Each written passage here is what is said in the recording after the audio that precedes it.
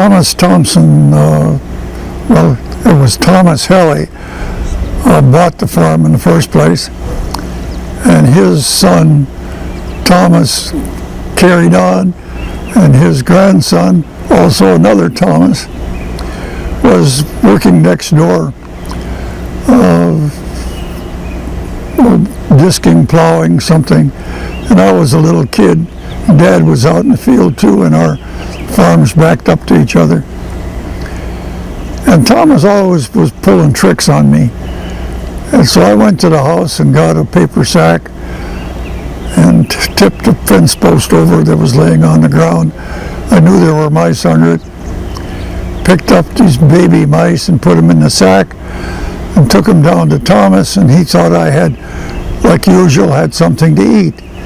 And he reached in the sack and came out with a handful of mice. He didn't appreciate that too much. So I was able to visit that. That was one of my fondest memories, was visiting them once every summer. And during World War II, we had to take the train. We couldn't drive because of the gas rationing. And my grandmother would make wonderful molasses cookies for me, but at that time I didn't appreciate it. Now it's one of my favorites, but I used to take a bite out of it and then I'd hide it underneath the porch. And I just felt so bad thinking about that, so guilty. Now, Harvey, what was the happiest moment growing up on the farm? Well, I suppose we kids, I don't know if you did, we took calves to the county fair, Manitowoc County Fair, and I got a championship prize one year. Wee, was I happy. You know, you had to show your calf, and it had to stand just so, with the 4 feet just so, and And, okay, so it was a calf you were showing? yeah. I think first prize was $8 way back then. A lot of the funny things happened with me and my friends, and I've totally enjoyed playing sports and all the extracurricular activities that we had, and the opportunity to meet the people from other schools and other parts of the state when I'd go to track meets and play sports elsewhere. Actually, there were some fun times in the youth group at church. We'd go to camps and good wholesome things. But my father was a mischievous lad, and he and his best friend, Mark Berge, they decided one day Grandpa was dynamiting some stumps, and so they decided they want to go fishing. So Dad borrowed a stick of dynamite and a blasting cap and a fuse, and it was a nice, warm, quiet summer day. They went out on the river over there and decided to light the fuse. Dad said they lit it, threw it in the water, they rode off a little ways, and he said it was just like you see on the movies with a depth charge going off. He said the water just boiled up in a big column, and a huge explosion, and being a nice quiet summer day, that was echoing back and forth across the river and everything, and they were so afraid. They never even bothered to see if there were any fish. They rode across the other side of the river and hid out for several hours. And then apparently nobody paid any attention to the explosion because Dad never heard anything about it. They didn't let animals in the house, but they were all over. And we kids were out in the barn. One time, my brother Mark, we always played hide and seek up in the haymow. We'd swing on it was more fun swinging on those ropes. Well, one time Mark ended up sliding down into the calves' pen, which was just full of wet manure, you know. And you can imagine. And he came out, and my mother was so mad. Oh dear. But we had a lot of fun playing on the farm, and we were the only grandchildren for years and years, because I was 13 when the next one, when Elmira and Roger had their first. So every summer we would come, and we were the spoiled grandchildren of Elmer and Aletta, and down in their cellar, you'd have to open up one of those doors on the side of the house to go down the cellar, and it would be stocked with orange Fanta soda and root beer. Just cases and cases of it.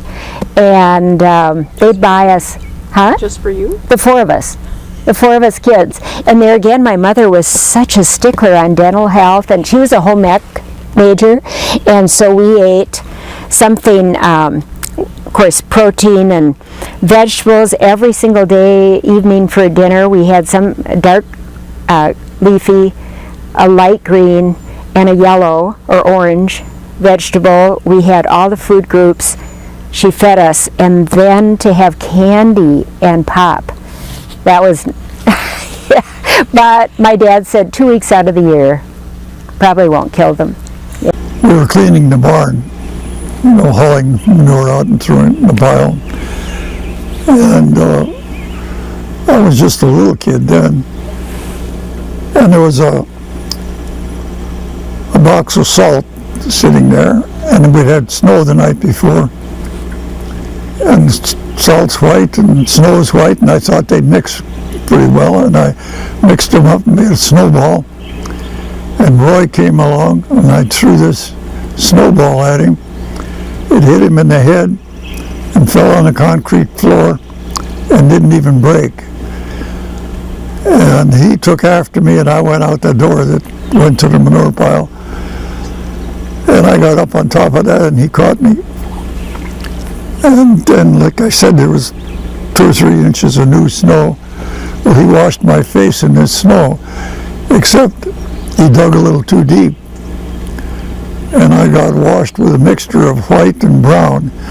And I didn't appreciate that. My mother didn't either. You didn't do it again, No, I never did it again. but Well, my dad used to also do trapping. And he said one day he was out trapping, I forgot what he had gone for. But apparently it was a groundhog or something. And he had the trap, and it caught something, and so he went to get it out, and it was a skunk. And he didn't want that skunk to come out of the hole and get him, so he poured water on it. It went back in the hole. And then I think he did that 3 or 4 times before he finally got a stick or something to kill the skunk and get it out of the trap. Yeah, he and Mark Berge, they were adventurous Mark lived right boys. over across the field over here. Yeah, they were adventurous lads. They had a lot of fun together, I guess. The river. Oh, yeah. Our dad took us ice skating. The Mattock River is right down behind the farm, and he checked the ice with an axe, and I know this river like the back of my hand. This ice is thick enough, come on. He drove out on the ice, and The front wheels broke through. There we were. And my mother was really scared because all 3 of us were in the back seat, all 3 of us girls. And we just opened the windows and got out. And it was just the front wheels. The back wheels was still on the first layer of ice. But then they had to go and they got a tractor to pull the car out. after we ice skated. Yeah, he wasn't worried. And then he had to bring a team of horses down to help the tractor because it was in pretty good. But yeah, that was a very scary time. Oh, for I us. enjoyed it, but I was too young to scared. know. I was scared. My mother, I knew how scared my mother was, so that made me scared. Yeah, no. Especially, but my mother's brother used to come and stay with us some winters. And he and I were always going around doing something. Well, one time I remember I'd gone to the basement to get an apple, or a couple apples, one for me and one for Roy. And came upstairs, and instead of handing it to him, I threw it at him. And he ducked and went out the window. And this was at night before Christmas, and that was broke the window. oh well, and the storm. So that wasn't good around our place for me for a while. Well, here we are down right on the one side of the barn, and we used to climb up that silo. Well, I should say my brother Merv would climb way up to the top, and I would be much farther down, and my sister as well. We were scared stiff because you had to climb those, hold on to those wires going around, and that was a little scary for me. I was the city boy, and they treated me uniquely. Reggie particularly. He convinced me that there was no problem with these electric fences that run around properties keeping animals in. So I bought in on that, and at that time we were relieving ourselves, and I was convinced that You were going to the bathroom. Yes, I was relieving myself, and so after Reggie prompted me, and probably Ronnie too, I said, okay, I'll try it, and I did, and I got one heck of a shock. That was a trick. It was a jolting experience. Now, this same Reggie who had become a pastor did that kind of joke telling? He was great, great man. I was found dynamite caps when I lived over in Quarry there on the farm.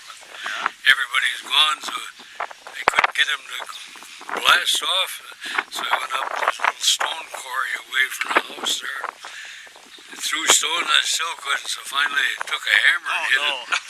And my hand was all like, I told my mother I got it caught in a bicycle wheel. She never did find out. Lucky I didn't lose my left hand. She was probably suspicious, though.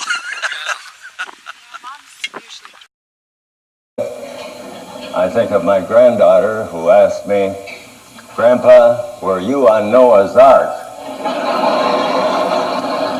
And I said, of course not. And she said, how come you didn't drown then?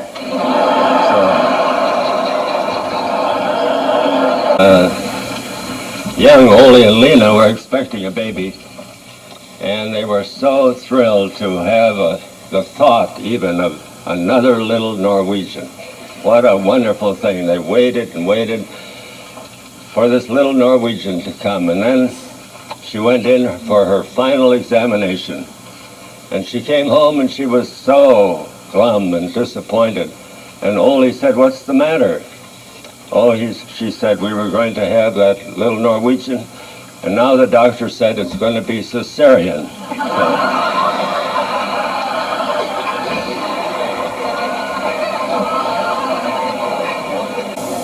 But did you hear about Ole and Lena? They had their 40th wedding anniversary, and each one of them was 60 years of age. And a good fairy came and said to them, you can have any wish that you like, whatever it is, just one wish each. Lena, what is your wish? Oh, she said, I've always wanted to go to Hawaii. Poof, she was in Hawaii. So good fairy said to Ole, what is your wish? He said, I wish I had a wife who's 30 years younger than I am. Poof, he was 90.